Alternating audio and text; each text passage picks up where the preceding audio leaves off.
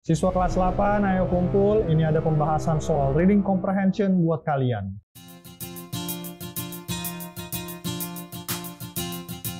Kalian yang ada di kelas 8 sekarang baru-baru aja kan naik kelas? Gimana? Waktu kelas 7 kemarin udah pernah belajar materi reading comprehension? Itu loh, ada teks, terus ada soalnya. Nah, kalian jawab dah tuh, soalnya berdasarkan teks yang ada. Kalau sudah pernah dan cukup sering, ya syukur. Tapi kalau jarang dan bahkan belum pernah sama sekali, ya saya juga tidak heran. Nah, jadi seperti ini soal reading comprehension. Dan ini soal yang biasa muncul untuk siswa kelas 8, ya buat kalian-kalian ini. Biasanya sih yang saya bahas itu soal pilihan ganda. Tapi nanti aja lah ya. Untuk pertama ini kita bahas soal isian aja dulu. Karena ini lebih gampang. Oh ya, sebenarnya kalian tuh nggak butuh-butuh amat sama yang namanya kamus untuk ngerjakan soal seperti ini. Kan biasanya begitu ya. Kalian mengartikan teksnya, kemudian mengartikan soalnya, lalu mencari jawabannya dalam bahasa Indonesia, lalu bahasa Indonesianya diterjemahkan ke bahasa Inggris. Ya kan? Gitu kan cara kalian? Gitu kan mainannya kalian? Kalau nggak gitu ya bagus, tapi kebanyakannya begitu. Dan itu bukan cara yang baik dan benar, juga nggak efektif dan efisien. Jawabanmu belum tentu benar, makan waktu pula. Jadi gini cara kerja benernya. Kalian butuh tahu arti kata pertama atau kedua dari setiap soal. Coba kita tes dulu ya. Ini why, artinya mengapa. Ini what, artinya apa. Ini how, artinya bagaimana. Ini mention, artinya sebutkan. Kemudian yang ini, nah ini kan bagian dari bacaan. Coba kalian lihat. Ini bagian yang ini itu mirip sama bagian yang ini. Ya kan? Sama kan? Nah, jadi bukan itu pertanyaannya. Soal nomor 5 bukan dimulai dari situ, tapi dimulai dari sini. Tuh, sama kan kayak soal nomor 2? What? Apa? Oke, sampai sini paham ya? Jadi kalau kalian sudah tahu arti kata pertama dan kedua, mungkin juga yang ketiga yang ada di soal, kalian sudah siap untuk lanjut mengerjakan soal ini. Untuk soal nomor 1, kalian lihat di sini ada have no ideas to spend his holiday. Kalian cari kalimat yang seperti itu di bacaan. Yuk cari. Nah, ada di bagian sini. Had no ideas spend my free time. Ya, mirip-mirip lah. Free time, holiday. Sama lah itu. Terus tadi, yang ini artinya apa? Why? Mengapa? Kalau pertanyaannya mengapa, biasanya jawabannya karena. Nah, coba cari di bacaan kata karena. Apa bahasa Inggrisnya yuk? Because. Cari di bacaan yang dekat garis merah itu kata because. Bukan because ya. Because. Dapat? Ya, ini. Nah, because. Berarti jawabannya ada setelah kata because. Karena bla bla bla bla bla. Kan gitu. Jadi untuk jawaban soal nomor 1 kalian tulis aja nih. Knew, bukan keneo ya. I knew my parents were very busy. Tapi jangan langsung dikumpul, diubah dikit. Karena di sini dia bilang writer, si penulis. Jadi teks ini memang menceritakan tentang I, saya. Bukan saya, maksudnya gitu. Tapi dia pakai sudut pandang ketiga, the writer, si penulis. Jadi semua I-nya kalian ganti dengan the writer. Jadi jawaban untuk soal nomor 1, kalian cukup tulis the writer knew parents were very busy. Atau the parents, atau kalau mau lebih tepat, his or her parents. Tapi kayaknya tidak dijelaskan di sini si penulis laki-laki atau perempuan ya. Tapi ya sudah, intinya jawabannya seperti itu. Nah, untuk soal nomor 2 kita lakukan hal yang sama seperti soal nomor 1 tadi. Father doing. Kita cari di bacaan. Father doing. Oh, cuma ada father. Nah, ini dia. Father was finishing his project. Pertanyaannya, ini apa tadi artinya? What? Apa? Apa? Father. Apa yang ayah doing, lakukan.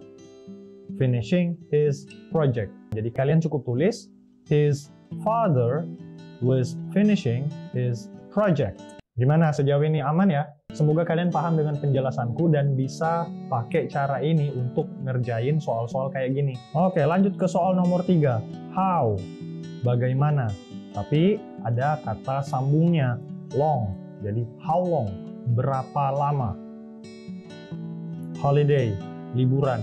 Pikir aja sendiri, berapa lama liburannya? Berapa lama liburannya berarti kan yang ditanyakan berapa hari, kan gitu. Nah, kalian cari aja bahasa Inggrisnya hari. Apa yuk?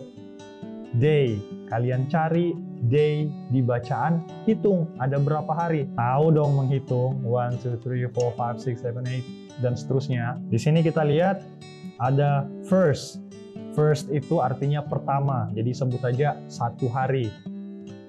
Lalu ada next, berikutnya, berarti sudah 2 hari, 2 days.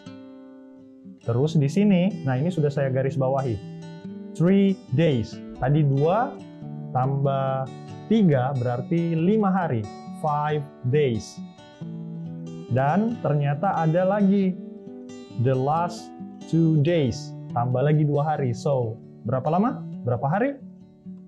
7 hari. In English, 7 days. Ya, kalau dipikir-pikir sih masuk ya. Liburan biasanya seminggu gitu kan. Nah, kalian tulislah jawaban untuk soal nomor 3 ini. 7 days. Mau pakai angka 7 atau mau tulis 7, S-E-V-E-N, tidak ada masalah. Harusnya sih. Tapi bergantung guru kalian lah, sukanya yang mana. Untuk soal nomor 4.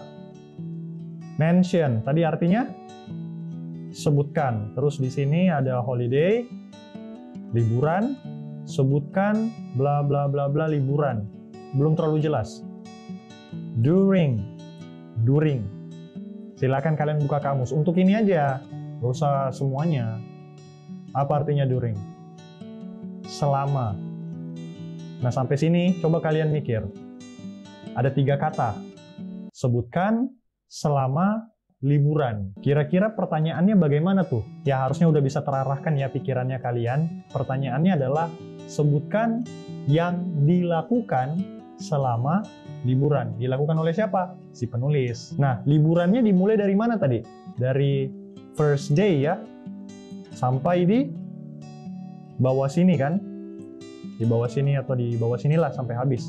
Tapi intinya mulainya dari on the first day. Nah, kalian tulis hal-hal yang terjadi atau dialami oleh si penulis saat liburannya di bagian ini. Mungkin kalian bisa bikin 1 paragraf berbentuk cerita atau tulis poin per poin. Ini misalnya kalau tulis poin per poin ya.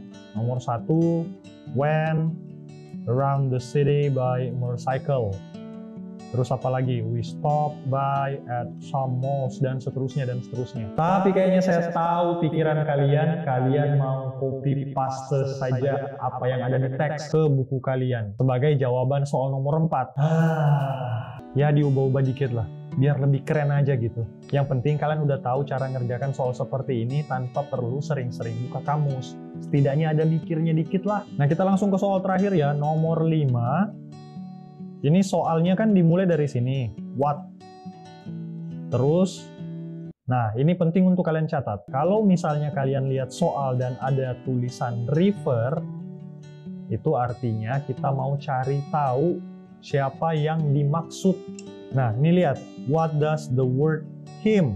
Jadi kita disuruh mencari tahu siapa yang dimaksud dengan kata him. Kita cari di bacaan. Nah, ini dia nih, him. Lihat ya. Nah, kalau kalian dapat soal seperti ini, caranya adalah mundur ke belakang dan cari subjek kalimat. Atau cari aja nama orang, nama tempat, nama daerah, nama kota, nama hewan. Intinya nama. Umumnya begitu ya. Nah, kita mundur ke belakang, kita lihat ada kata Zaki. Jadi, him yang dimaksud adalah si Zaki. Jadi, jawaban soal nomor 5, Zaki. Zaki. Ya, itulah. Nah, itu tadi pembahasan soalnya. Sampai sejauh ini, aman ya? Ngerti ya? Kalau belum, kalian bisa tulis aja di kolom komentar apa yang mau kalian tanyakan. Walau kayaknya nggak ada juga sih yang bakalan nanya. Atau mungkin karena baru pertama ngelihat pembahasan seperti ini, jadi kalian belum terlalu ngerti, ya stay tune aja di channel My Edu Story. Tontonin video-videonya supaya kalian paham cara mengerjakan reading comprehension dengan baik dan benar, efektif dan efisien. Jadi, kalau kalian ketemu soal kayak begini lagi nanti, kalian udah bisa ngerjain secara cepat dan tepat. Oke, segitu aja dulu untuk video kali ini. IPS out and this is My Edu Story.